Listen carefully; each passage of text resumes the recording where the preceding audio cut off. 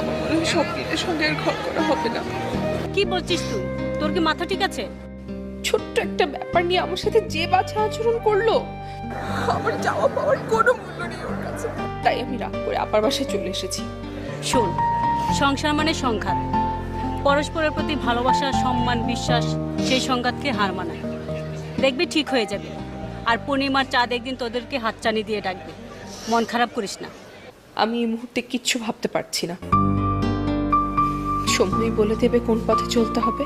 তোরা থাক, আমি আজ উঠি, আমার কাজিনের সাথে দেখা করতে হবে।